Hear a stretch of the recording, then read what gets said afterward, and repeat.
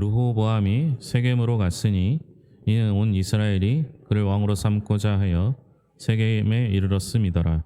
느밧의 아들 여로보암이 전에 솔로몬 왕의 낯을 피하여 애굽으로 도망하여 있었더니 이 일을 듣고 여로보암이 애굽에서부터 돌아오매 무리가 사람을 보내어 그를 불렀더라.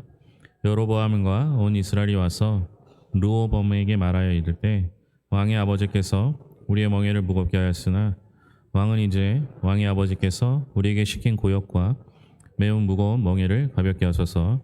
그리하시면 우리가 왕을 섬기겠나이다.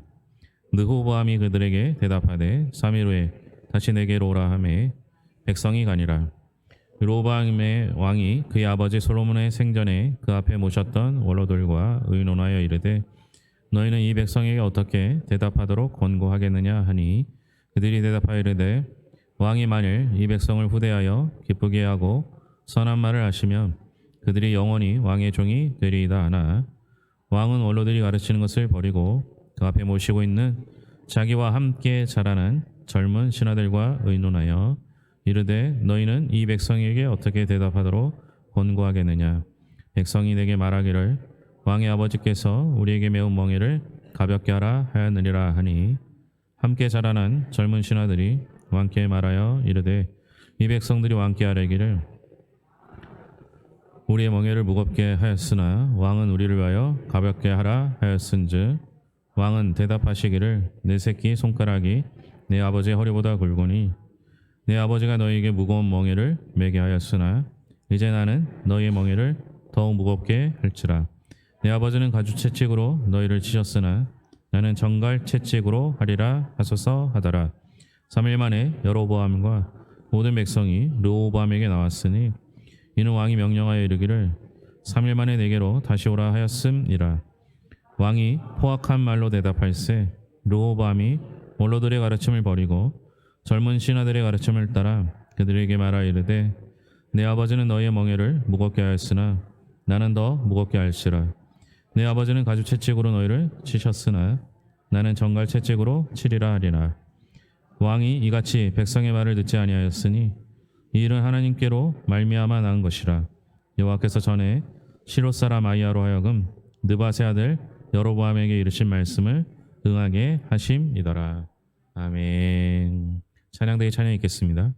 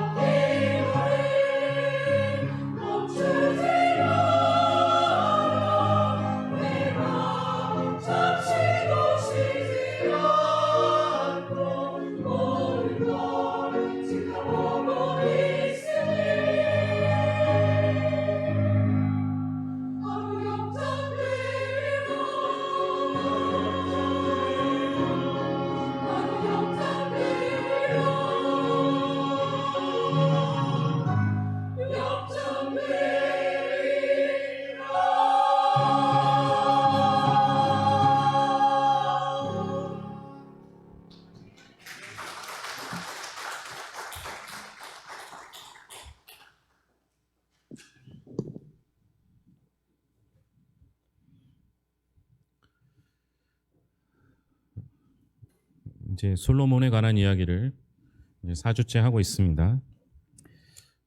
지금도 이스라엘은 솔로몬 왕보다는 다윗 왕을 더 위대한 왕으로 추앙하고 있죠. 사실 실수한 것이나 잘못으로 따지면 솔로몬보다 다윗 왕이 훨씬 더 큰 실수, 더 큰 죄를 지었습니다. 그럼에도 불구하고 이스라엘도 하나님도 솔로몬 왕보다는 다윗 왕을 더 높게 보고 있죠. 그 이유는 다른 것이 아닙니다. 다윗이 하나님 마음에 합한 사람이었다라는 평가 때문입니다. 우리는 솔로몬을 무결점 왕이라고 생각하는 것 합니다. 그런데 실제로는 솔로몬도 잘못을 많이 했습니다. 오늘 우리가 읽었던 그 역대기하 우리가 쭉 봤지만 역대기하에서는 솔로몬이 무엇을 잘못했는지 잘 찾기는 어렵습니다. 하지만 열왕기 상에서는요 솔로몬의 잘못을 몇 가지 지적하고 있습니다. 첫 번째는 과도한 아내와 첩을 두었던 것이죠. 열왕기상 11장 1절에서 2절에 보면요 솔로몬 왕이 바로의 딸 외에 이방의 많은 여인들을 사랑하였으니 곧 모압과 암몬과 에돔과 시돈과 헷 여인이라. 여호와께서 일찍이 이 여러 백성에 대하여 이스라엘 자손에게 말씀하시기를 너희는 그들과 서로 통혼하지 말며 그들도 너희와 서로 통혼하게 하지 말라. 그들이 반드시 너희의 마음을 돌려 그들의 신들을 따르게 하리라 하셨으나 솔로몬이 그들을 사랑하였더라. 하나님께서는 명확하게 이방 여인과 통혼을 금지했습니다. 그 이유는 그들이 이스라엘 백성들의 마음을 하나님에게서 우상에게 돌릴 거라고 생각했기 때문에 그렇죠. 그런데 솔로몬은 아내가 700명, 첩이 300명, 도합 1000명의 여인과 결혼을 했던 거죠. 그중 다수가 이방인이었습니다. 그러니까 솔로몬의 첫 번째 죄는 하나님이 하지 말랐던 이방 여인과 결혼한 것입니다. 두 번째 잘못은 우상 숭배로 인한 타락입니다. 열왕기상 11장 4절에서 6절에 보면 솔로몬의 나이가 많을 때에 그의 여인들이 그의 마음을 돌려 다른 신들을 따르게 하였으므로 왕의 마음이 그의 아버지 다윗의 마음과 같지 아니하여 그의 하나님 여호와 앞에 온전하지 못하였으니 이는 시돈 사람의 여신 아스다롯을 따르고 암몬 사람의 가증한 밀곰을 따름이라. 솔로몬이 여호와의 눈앞에서 악을 행하여 그의 아버지 다윗이 여호와를 온전히 따름같이 따르지 아니하고. 솔로몬은 단순히 마음이 흔들린 수준이 아닙니다. 명확하게 아스다롯, 밀곰, 이방 신들을 우상을 섬겼던 것이죠. 그리고 그들을 위한 산당을 짓고 제사를 드리는 행위까지 했습니다. 그래서 하나님께서 솔로몬을 명확하게 징계하는 선언을 하시죠. 열왕기상 11장 9절에서 11절에 보면 솔로몬이 마음을 돌려 이스라엘의 하나님 여호와를 떠남으로 여호와께서 그에게 진노하시니라. 여호와께서 일찍이 2번이나 그에게 나타나시고 이 일에 대하여 명령하사 다른 신을 따르지 말라 하였으나 그가 여호와의 명령을 지키지 않았으므로 여호와께서 솔로몬에게 말씀하시되 내게 이러한 일이 있었고 또 내가 내 언약과 내가 내게 명령한 법도를 지키지 아니하였으니 내가 반드시 이 나라를 내게서 빼앗아 내 신하에게 주리라. 하나님의 분노는 매우 컸으며 그 결과로 하나님은 왕국의 분열을 예언하셨습니다. 솔로몬의 시대에는 분열이 일어나진 않았지만 그의 아들 르호보암 때 왕국은 북이스라엘과 남유다로 나뉘게 되죠. 이게 열왕기상에 나오는 내용입니다. 근데 역대기 하에는 이런 내용이 전혀 나오지 않습니다. 물론 이제 결과적으로 왕이 두 개로 나뉜다라는 것은 이미 예언되어 있음을 보고는 있죠. 그리고 실제로 그렇게 되었습니다. 두 곳의 결과는 같지만 내용은 다릅니다. 역대기 하는 왜 그랬을까? 역대기 하는 그 내용 자체가 포로에서 돌아온 이스라엘 백성들을 위해서 쓰여졌습니다. 그러니까 포로에서 돌아온 이스라엘 백성들에게 필요한 내용들을 추려서 그것을 강조하기 위해 쓰여졌다라고 보는 거죠. 그래서 그들이 포로에서 돌아왔을 때 들어야 할 내용들이 그곳에 담겨져 있는 것입니다. 우리가 역대기하를 계속 보고 있는데요. 역대기하를 통해서 반복되는 패턴이 나옵니다. 왕들의 모습인데요. 그 왕들이 어떻게 반복하느냐? 물론 이제 선한 왕과 악한 왕이 있어요. 악한 왕은 뭐 할 얘기가 없어요. 처음부터 끝까지 악한 왕이었죠. 물론 이제 오늘 아침에 본 므낫세의 얘기는 좀 다릅니다. 므낫세는 열왕기에는 주로 악한 왕, 악하면서 오래 통치했던 왕으로 나타나는데요. 역대기하에서는 마지막에 포로로 잡혀갔을 때 후회하고 돌이키는 장면이 나와요. 그러니까 평생 악하게 살다가 마지막에 가서야 돌이키는 장면이 나오거든요. 그런데 역대기에 나오는 왕들의 모습은 이제 다른 반복된 패턴이 뭐냐면 처음에는 하나님을 잘 따릅니다. 그 시간이 지나면 어떻게 돼요? 하나님을 따르지 않고 교만해집니다.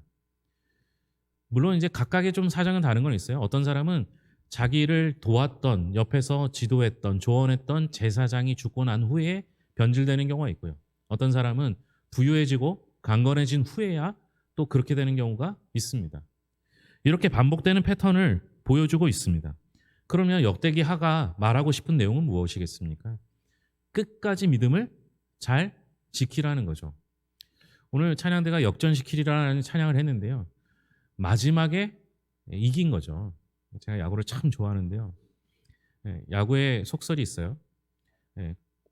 9회 말까지, 투아웃까지는 끝날 때까지 끝난 게 아니라는 거예요. 여러분, 이기고 있다가 지면 진 거예요. 지고 있다가 역전해서 이기면 이긴 거예요. 하나님 앞에 서는 것도 마찬가지입니다. 지금 내 믿음을 하나님 앞에 증명하는 것이 아니라 하나님 앞에 섰을 때, 그러니까 이 믿음을 끝까지 지키는 것이 훨씬 더 중요함을 보여주고 있는 겁니다. 솔로몬을 나타내는 한 단어를 말한다면 지혜일 것입니다. 제가 지혜에 대한 얘기를 처음에 했었죠. 솔로몬은 하나님께 지혜를 구했습니다. 그냥 지혜가 아니라 어떤 지혜를 구했습니까? 재판하는 지혜를 구했죠. 그래서 하나님께서 솔로몬에게 지혜를 주셨습니다. 제가 지혜를 주시는 것을 확인시켜 드렸죠. 솔로몬이 지혜를 구했어요. 그랬더니 하나님께서 그의 마음을 이뻐하시고 어떻게 하셨어요? 지혜뿐만 아니라 부귀 영광을 주시겠다 약속하셨습니다. 그리고 그 말씀이 끝난 그 부분에서 바로 성경은 부귀와 영광을 주셨다라고 표현하고 있습니다. 그러면 우리의 시선은 어디에 있어요? 지혜를 구했는데 지혜도 주시고 부귀 영화도 주셨다. 여기에 초점이 가 있잖아요. 그래서 제가 그때 말씀드렸죠. 부귀 영화에 초점을 갖는 것이 아니라 부귀 영화를 주셨다는 건 지혜도 주셨다는 걸 반증하는 거라고 말씀드렸어요. 그러니까 부귀 영화를 얻고자 하는 마음이 아니라 그 약속이 이루어진 것이 지혜를 주셨다는 확실한 사실이다라는 것을 표현한다고 말씀드렸어요. 그러니까 여러분, 우리는요, 하나님께서 솔로몬에게 지혜를 주신 건 분명합니다. 또 하나의 증거는 솔로몬이 성전을 지었다라는 겁니다. 여러분, 성전이라는 거 오늘날은 그냥 업자한테 맡겨서 돈만 주면 다 지어주잖아요. 그런데 이 성전을 지을 때도 저도 6개월 정도 지는데도 쉬운 일이 아니었습니다. 힘든 일이었죠. 이 성전을 짓는 건 지혜가 필요하기 때문에 그렇습니다. 그런데 솔로몬은 오늘날처럼 정해진 업자가 없음에도 불구하고 꽤 많은 사람들을 통하여 성전을 지었습니다. 그러니까 솔로몬에게는 지혜가 있었던 것이죠. 그러니까 성전을 지은 게 중요한 게 아니라 성전을 지을 수 있도록 하나님이 지혜를 주신 게 훨씬 더 중요합니다. 결국 솔로몬은 지혜를 받았습니다. 그리고 그 지혜로 나라를 평안케 했습니다. 여러분, 이게 그 순서예요. 하나님을 잘 섬기면 하나님께서 지혜를 주시고 하나님이 주신 지혜로 나라가 평안해집니다. 평안해지면 전쟁은 사라지고요. 전쟁이 사라지면 나라는 부강해집니다. 이게 그냥 반복되는 순서예요. 우리 교회로 한번 적용해 보면 이래요. 우리 교회가 평안하면 우리 교회가 부흥합니다. 그렇죠? 평안한 건 뭐겠어요? 평안하면 뭐가 없어진다고요? 전쟁이 없어지죠. 우리 교회가 평안하기 위해서는 전쟁이 사라지는 거예요. 다시 말하면 교회가 싸우지 않는 거예요. 평안하면 싸움이 사라지고 싸움이 사라지면 교회가 부흥합니다. 그래서 예전에 목사님들이 그런 얘기를 하세요. 안 싸우는 교회가 부흥한다고. 우리 교회는 부흥할 줄로 믿습니다. 이 부흥의 기대가 아니라 우리 교회는 현재 안 싸워요. 그러니까 너무 좋지 않습니까? 저만 좋은가요? 네? 우리 교회가 서로를 인정하고 평안케 하니까 교회는 반드시 부흥하게 돼 있어요. 문제는 뭐냐? 부흥했을 때, 나라가 부강해졌을 때가 문제입니다. 하나님께서 주신 지혜는, 솔로몬을 통해서 주신 그 지혜는 나라를 평안하게 하고 부강하게 했고, 나라가 평안해졌다는 건 싸움이, 외부적으로 전쟁이 없었을 뿐만 아니라 내부적으로 싸움이 일어나지 않은 거예요. 그러니까 재판할 필요조차 없었다, 이렇게 말씀드렸죠. 그런데 제가 그래도 풀리지 않는 게 있어요. 하나님께서 재판을 잘하는 지혜를 달라고 했는데 왜 재판 얘기는 성경에 하나밖에 나오지 않았을까, 이런 생각들을 많이 했거든요. 근데 여러분, 여기서 제가 생각했던 건 지식과 지혜의 차이가 있습니다. 여러분, 지식이 더 좋은 거예요? 지혜가 더 좋은 거예요? 예? 그냥 막연하게 그냥 지혜가 좋다고 생각하시잖아요. 그렇죠? 왜 지혜가 더 좋습니까? 꼭 그런 걸 물어봐요. 그죠? 지식은 사실과 정보에 가깝습니다. 그런데 지혜는 뭐예요? 사실과 지식을 잘 활용하는 능력을 지혜라고 봅니다. 일반적으로 원어적, 사전적 정의가 그래요. 그렇다면 우리는 지혜와 지식을 많이 갖는 것도 중요하지만 그걸 잘 활용하는 게 더 중요합니다. 그런데 제가 생각하기에 지혜와 지식의 차이는 또 있어요. 이렇게 설명하면 이해가 될지 모르겠지만, 여러분, 지식은요, 부분적 취득이 가능해요. 무슨 얘기냐면 지식은 한 부분만 내가 얻을 수가 있어요. 예를 들면, 꼭 그렇다고 말하긴 그렇지만 제가 여러분들보다 성경을 더 많이 알아요. 그러니까 성경적 지식은 제가 더 뛰어나요. 근데 저는 농사를 질 줄 몰라요. 그러니까 지식은 부분적 취득이 가능해요. 제가 학교 다닐 때 교수님이, 교수는 모든 걸 안다고 오해하지 말라는 거예요. 그러면 교수님은 그럼 어떠신 거냐고 이렇게 물어봤더니 교수님께서 교수는 딱 그 부분만 안다는 거예요. 그러니까 어느 한 부분을 깊게 알고 있는 것이지 모든 걸 다 아는 게 아니라는 거예요. 우리 성경을 볼 때 우리는 뭐 구약 신약 나눠 보잖아요. 근데 교수님들은 구약학 교수님이 따로 있고 신약학 교수님이 따로 있어요. 심지어 이사야를 연구한 교수님이 계셨는데요. 이사야 전체를 연구한 게 아니에요. 이사야 뭐 30장만 연구하신 분이에요. 그래서 30장은 박사예요. 근데 나머지는 우리랑 별 차이가 없는 거예요. 그러니까 지식이라는 건 부분적 습득이 가능하고 전체를 몰라도 지식에는 문제가 없을 수 있어요. 근데 지혜는 부분적 취득이 불가능해요. 자, 제가 말씀드렸죠. 솔로몬이 하나님께 원한 지혜는 뭐였어요? 재판을 잘하는 지혜. 그럼 하나님께서 솔로몬에게 지혜를 주셨어요. 그러면 솔로몬에게 지혜를 주실 때 재판만 잘하는 지혜를 주셨을까요? 아니면 모든 걸 잘하는 지혜를 주셨을까요? 모든 걸 잘하는 지혜를 주셨어요. 성전도 지었죠. 그죠? 하나님께 예배했죠. 기도했죠. 그리고 백성을 잘 다스리고 나라를 평안케 했어요. 그러니까 지혜는 부분적으로 줄 수가 없기 때문에 모든 지혜를 주셨습니다. 그래서 솔로몬이 다양한 일들을 잘 감당할 수 있었던 것이죠. 근데 성경이 말하는 지혜는 무엇입니까? 우리가 잘 아는 잠언 9장 10절에 보면 여호와를 경외하는 것이 지혜의 근본이요 거룩하신 자를 아는 것이 명철이니라. 여호와를 경외하는 게 지혜의 근본입니다. 하나님께서 솔로몬이 지혜를 구할 때 그 마음을 어여삐 보셨습니다. 이미 솔로몬에게는 하나님을 경외하는 마음이 있었기 때문이죠. 그런데 솔로몬의 말년에는 하나님께서 왕이 가지지 말라고 한 걸 다 가지게 됩니다. 이스라엘 백성들이 왕을 달라고 요구했을 때 하나님께서 왕을 주시면서 그때 뭐라고 했냐면 하지 말아야 될 것 세 가지를 얘기해요.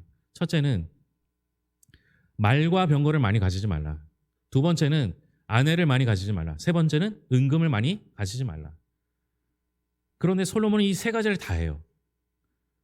우리가 읽지는 않았지만 9장 앞부분에 보면 어떤 내용이 나와요? 9장 그 후반 중간 뒷부분에 보면요. 말과 병거가 많이 생겼어요. 그리고 아내는 이미 많이 가졌다고 설명드렸죠. 은과 금이 세입금이 얼마나 많은지 이전의 왕들보다 이후의 왕들보다 훨씬 많이 있다라고 설명하고 있습니다. 하나님이 하지 말라는 걸 다 한 거예요. 이게 무슨 내용이에요? 솔로몬이 그 지혜로웠던 솔로몬이 어느 순간 이후부터는 하나님이 하지 말라는 걸 하고 있어요. 하나님이 하라는 걸 해도 모자랄 텐데 하나님이 하지 말라는 것만 하고 있다는 거죠.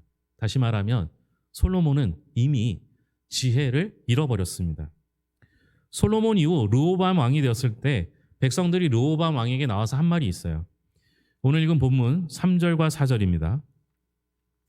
역대하 10장 3절 4절입니다. 같이 읽겠습니다. 무리가 사람을 보내어 그를 불렀더라. 여로보암과 온 이스라엘이 와서 르호보암에게 말하여 이르되 왕의 아버지께서 우리의 멍에를 무겁게 하였으나 왕은 이제 왕의 아버지께서 우리에게 시킨 고역과 매운 무거운 멍에를 가볍게 하소서. 그리하시면 우리가 왕을 섬기겠나이다.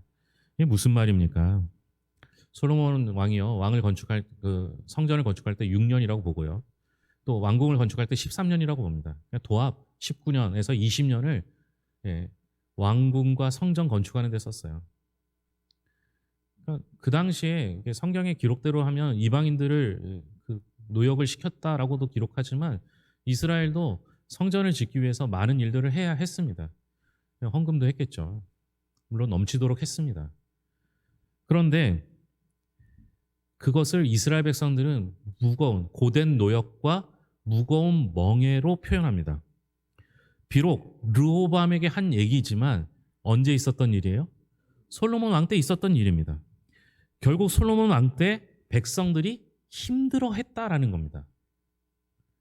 그런데 이 상황을 보면 솔로몬 왕은 백성들이 힘들어하는 걸 몰랐던 겁니다. 그죠?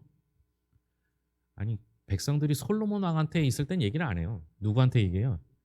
예? 르호보암 왕한테 얘기하잖아요. 그러니까 솔로몬 왕 때는 그의 권위에 권력에 힘에 눌렸는지 모르겠지만 솔로몬한테 말을 안 해요. 꼭 우리 교회 같아요. 우리 교회 좀 힘든 거 있으면 저한테 얘기를 해요, 안 해요? 예? 아니 목사한테 얘기하면 뭔가 큰일이 나는 것처럼 생각하시는데 저한테 얘기하시면 되거든요. 근데 솔로몬한테 얘기를 안 하고 르호보암한테 얘기해요. 힘든 것, 정작 힘들었던 때 솔로몬 왕 때였어요. 그리고 백성들이 힘들어하는 걸 솔로몬 왕은 몰랐던 겁니다. 알아도 모른 채 했을 수도 있겠죠. 결과적으로 솔로몬은 지혜롭지 못했습니다. 심지어 열왕기상에서는 또 오늘 읽은 본문 말씀 끝절에 보면 솔로몬 이후에 나라가 나뉘게 될 거라고 알려주십니다. 열왕기상에서는 심지어 솔로몬에게 2번 나타나서 하나님 우상을 섬기지 말라라고 이야기를 하셨습니다. 그런데도 거부하죠. 선지자들은 이걸 알고 있었어요. 나라가 둘이 나뉠 것도 또 여로보암에게 너에게 나라를 줄 거라고 하는 얘기도 성경에 기록되어 있습니다. 하나님께서 말씀하시고 선지자들이 경고했음에도 불구하고 솔로몬은 듣지 않았습니다. 무슨 얘기예요? 솔로몬은 지혜롭지 못한 거예요. 만약 솔로몬이 죽기 직전에라도 깨닫고 후회하고 다시 뉘우쳤더라면 유언으로 르호보암을 불러서 르호보암에게 왕이 나뉘게 될 수 있으니까 너는 겸손해라. 지혜로워라. 하나님의 말씀을 따라라. 얘기했어야 되는 거죠. 지혜는 일부분만 받는 게 아니에요. 모든 걸 받는 거죠. 아버지가 지혜롭다면 아들에게 그 지혜를 물려줄 수 있어야 하는 겁니다.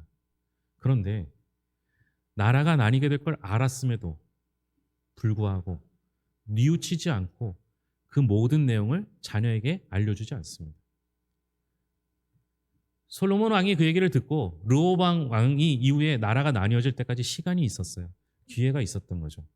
하나님께서는 우리에게 경고를 주실 때 항상 시간을 두고 경고를 주셔요. 다시 돌이킬 시간을 주시는 거죠. 자기도 돌이키지 못하고 자기 아들에게도 돌이키지 못하도록 했던 그 솔로몬에게는 이제는 지혜가 다 사라진 겁니다. 자, 이렇게 정리해놓고 보면요. 솔로몬의 잘못은 무엇입니까? 아내를 많이 두고 병거를 많이 두고 그리고 우상숭배를 한 것이 문제가 아니에요. 거기서 결과를 찾으면 안 돼요. 애초에 솔로몬이 왕이 된 후에 하나님께 구한 건 지혜였습니다. 그리고 그 지혜는 여호와를 경외하는 거였죠. 결과적으로 아내도 많이 두고 은금도 많이 두고 말과 병거를 많이 두고 우상을 섬겼지만 그건 결과적인 것이고 그렇게 된 이유는 무엇입니까? 그가 처음에 구했던 지혜가 나중에까지 유지되지 못한 거죠. 다시 말하면 처음에는 하나님을 경외하고 하나님의 말씀을 따랐지만 시간이 지나면 지날수록 오히려 평안하여 복을 얻고 더 많은 것들을 누리기 시작하면서 하나님을 멀리하기 시작했던 것이죠. 사랑하는 성도 여러분, 역대기에서 말씀하는 우리에게 주고 싶은 내용은 무엇입니까? 지금 이 신앙이 끝까지 유지되기를 원하는 거죠. 지금 이 신앙이 나를 통하여 내 자녀들에게도 믿음의 유산으로 남겨지기를 원했던 거죠. 그 지혜의 왕이었던 솔로몬이 하나님을 떠나자, 하나님을 멀리하자 지혜는 다 사라지고 말았습니다. 이제 우리의 차례입니다.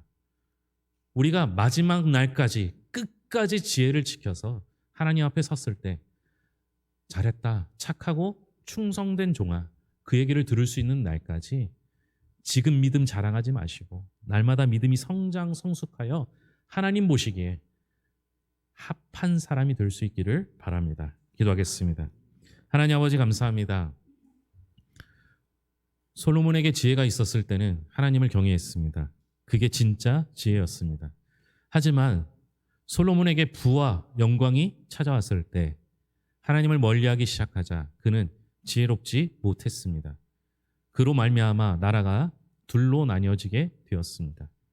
하나님 아버지, 우리의 진짜 지혜는 하나님을 경외하는 것입니다. 하나님의 말씀을 따르는 것입니다. 하나님께 예배하는 것입니다. 이 지혜를 평생 유지하게 하여 주시옵소서. 우리의 믿음이 날마다 성장하길 소망합니다. 가만히 있으면 믿음은 지켜지지 않습니다. 우리의 믿음을 날마다 점검하고 다시 노력하고 다시 성실히 주의 말씀 안에 거할 때 날마다 믿음이 성장하는 성실한 사람이 되기를 소망하오니 우리를 지켜 주시옵소서. 평안하길 소망하나 부유함으로 인해 하나님을 모른다 하지 않게 하시옵고 우리가 가지고 있는 소유를 바라보아서 하나님을 보지 못하는 자가 아니라 내게 있는 것이 무엇이든지 하나님께로부터 온 것임을 믿고 온전히 하나님만 바라보는 성도가 되게 하여 주시옵소서. 우리에게 주어진 모든 삶을 솔로몬을 통해 보았사오니 겸손할 때 하나님 앞에 쓰임받고 교만할 때 버림받는 것을 이해하고 기억하고 그 뜻대로 겸손히 살아가게 하여 주시옵소서. 우리의 갈 길 다 가도록 온전히 주님만 따르길 소망하며 모든 것을 예수님의 이름으로 기도합니다. 아멘.